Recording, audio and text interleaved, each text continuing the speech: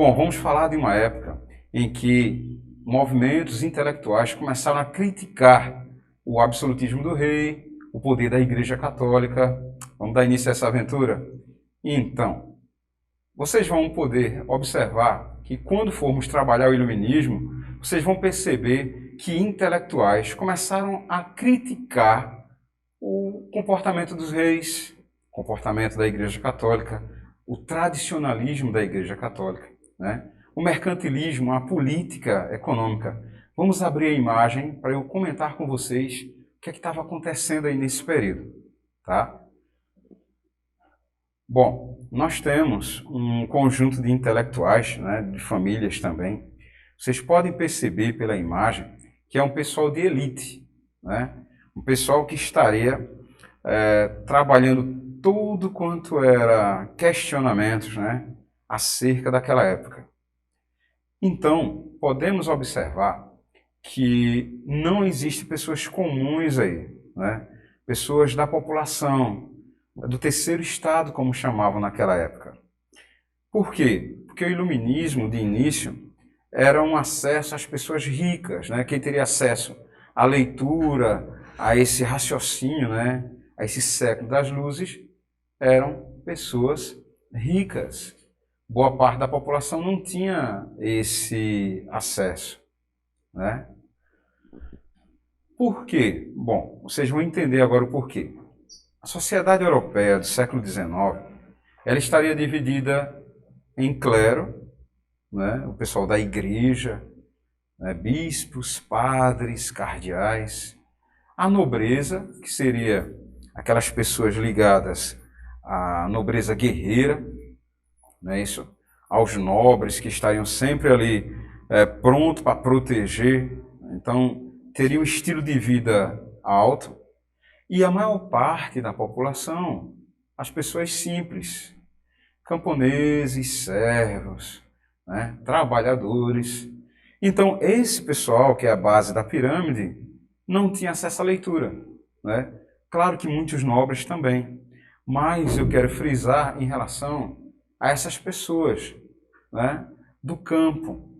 Por isso que eu falei para vocês que o iluminismo seria coisa da intelectualidade, das pessoas que dominassem a letra, a leitura. Bom, então os intelectuais começaram então a criticar, né, o poder absoluto do rei. Nessa imagem vocês têm Henrique VIII, ele era da Inglaterra, tá? Então o rei ele estava preocupado ali com o seu poder, com a sua autoridade. Qualquer momento, o rei ele poderia não acatar a Carta Magna, né, que é a Constituição máxima do país, porque os poderes dele estariam acima disso aí, tá? O rei ele poderia criar leis, isso sem consulta ao parlamento, né? A autoridade era dele. Então o absolutismo ele foi muito comum na Europa. Na Inglaterra, como vocês estão vendo essa imagem, tá? Na França, nós vamos ver daqui a pouquinho, viu gente?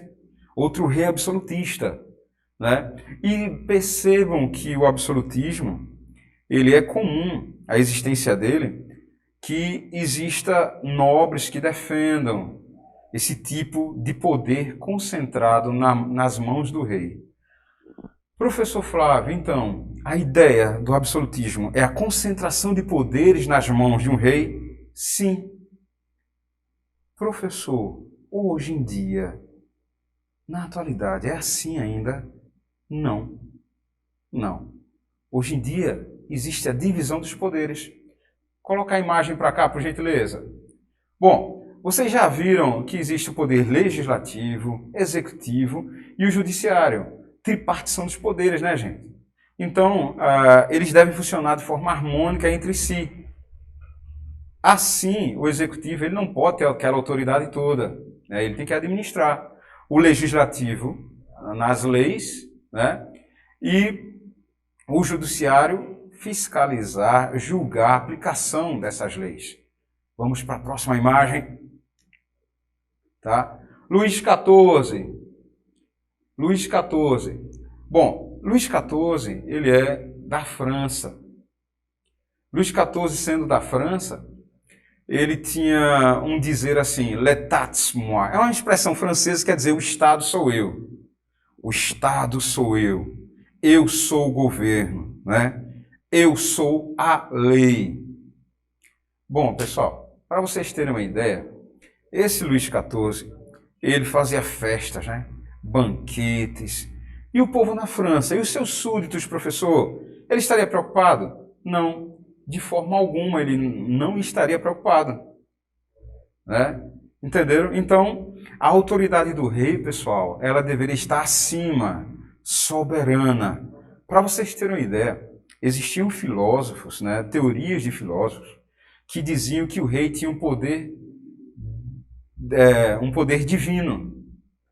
Então, por exemplo, esse poder divino do rei, ele iria promover uma segurança a ele, porque Deus estaria abençoando toda essa autoridade. Né? Então, imaginem não ser questionado pelo povo, já que Deus teria abençoado o poder do rei. E como vocês podem observar, nessa imagem, Luís XIV, ele está com as vestimentas, né, gente? Ele está mostrando toda uma autoridade ali, ó, ostentando o poder. Então, professor Flávio, o absolutismo, ele tinha amparo na teoria, sim, do período dos filósofos absolutistas, né?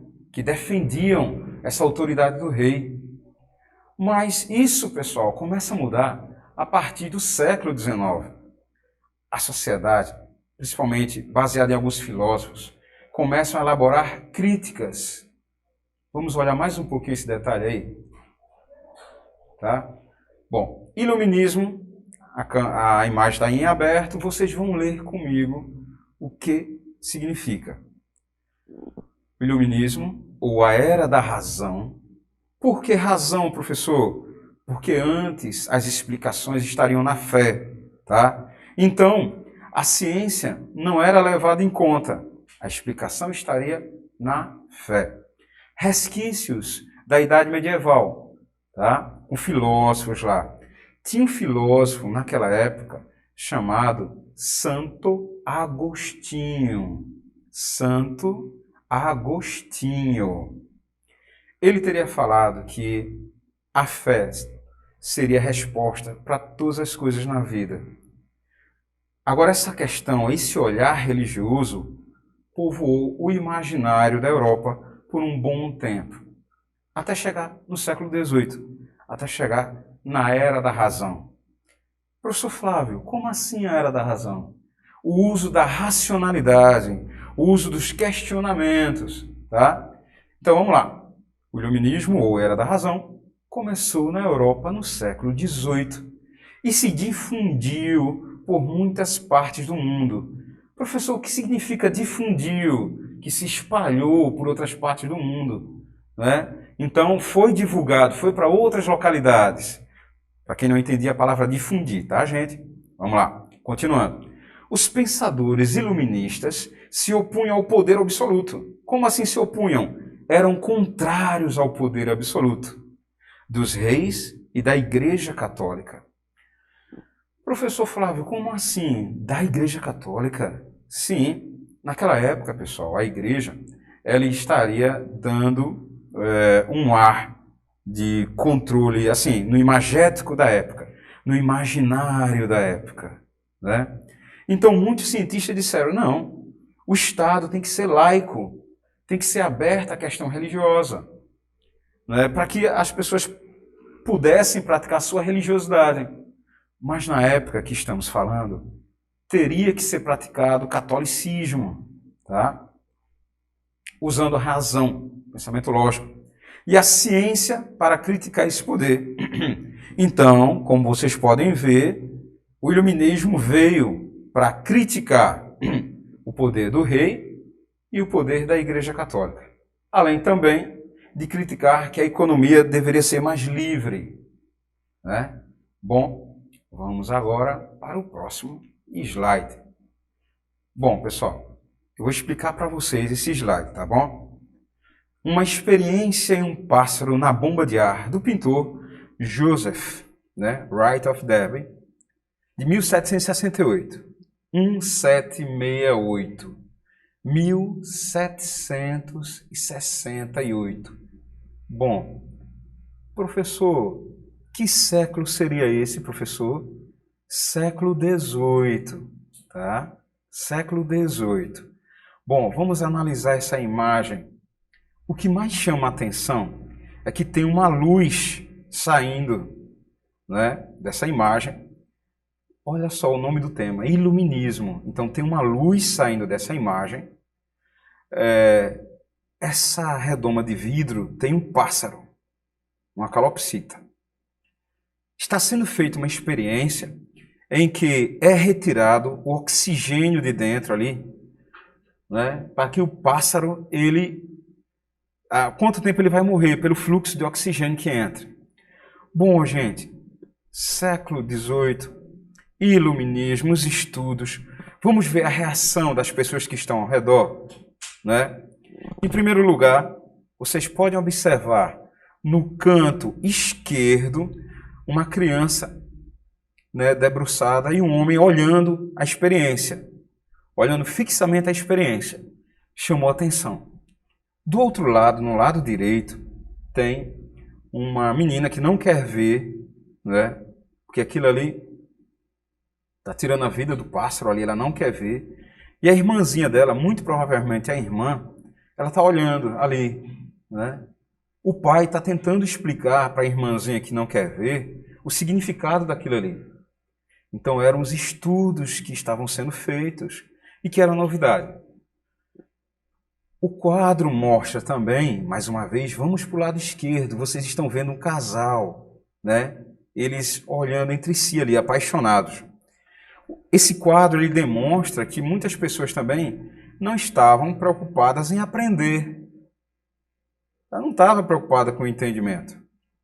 Bom, volta a câmera para cá, para o professor Flávio.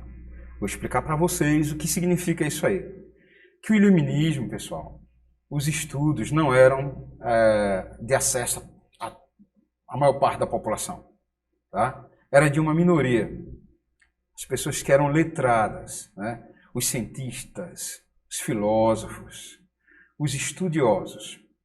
Vamos passar para outra imagem para entender mais sobre o iluminismo. Vamos abrir a imagem para ali com o professor Flávio. Enciclopédia. Enciclopédia. Vamos falar sobre isso agora. Tá? O que seria a enciclopédia do iluminismo? Quis substituir fé pelo conhecimento. Sabemos que a enciclopédia é um livro, né, cheio de informações, tá certo?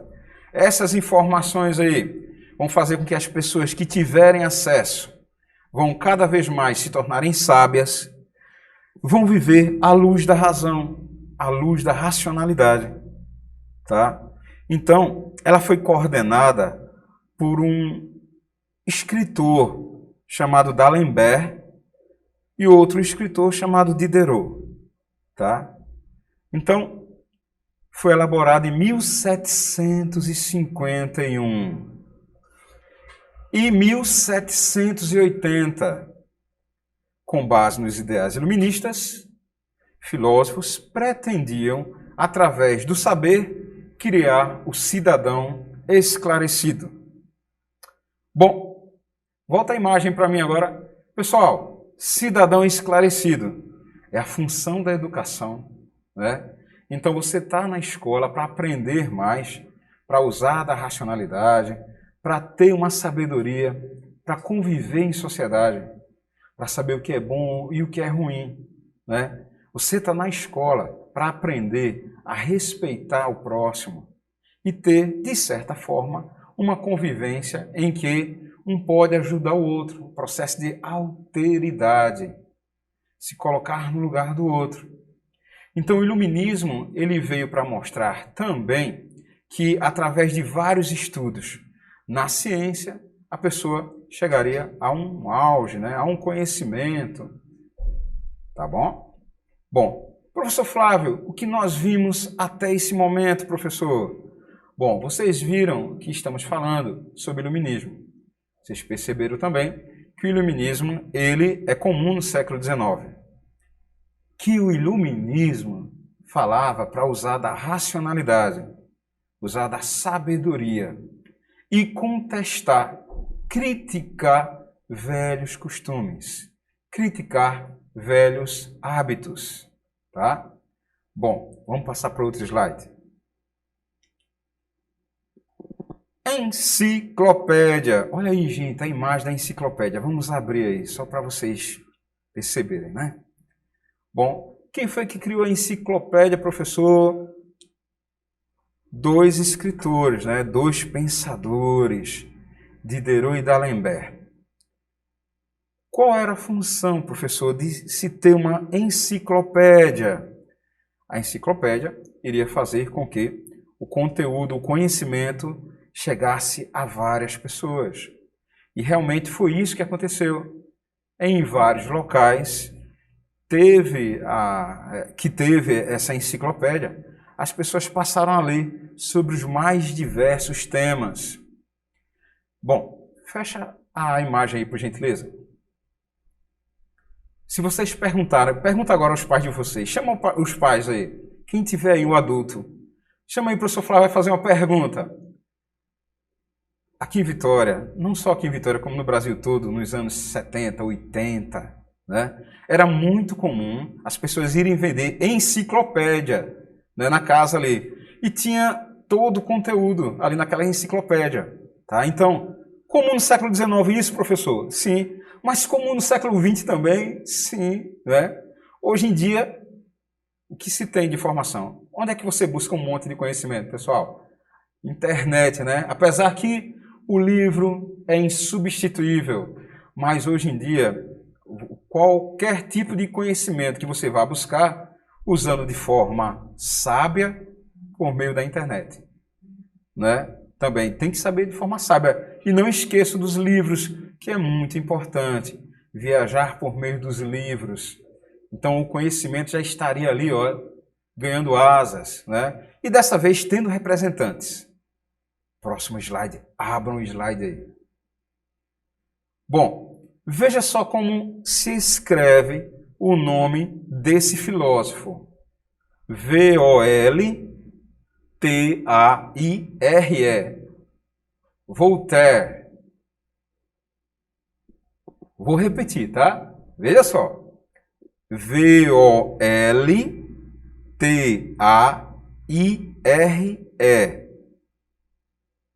Voltaire. Tá certo? É dessa forma aí. Tá certo? Muitos alunos dizem, Voltaire. Nós somos brasileiros, temos que ler de acordo com a nossa língua. Mas lá, ele era chamado de Voltaire. Bom, esse filósofo ele era muito conhecido. Para vocês terem uma ideia, ele criticava abertamente o absolutismo dos reis. Ele falava que um rei ele não poderia ter todos os poderes concentrados em suas mãos, porque ele iria abusar dessa autoridade. Tá? E era justamente isso que acontecia. Voltaire, para ele poder falar isso, ele teria visto as experiências que ocorriam, né, ali na Europa. Ele teria o próprio exemplo dos reis absolutistas na França. Ele perceberia também que o rei teria que ter consciência que o seu poder era limitado. Tá? Não que Voltaire ele falava que deveria haver uma república tal, não. Mas ele teria a ideia de que um monarca não poderia ter uma autoridade que acabasse prejudicando os outros. Tá certo? Então Voltaire é um símbolo máximo do iluminismo. Existem outros grandes filósofos também. Quem for acompanhar no livro, lá, vai perceber. Tá certo?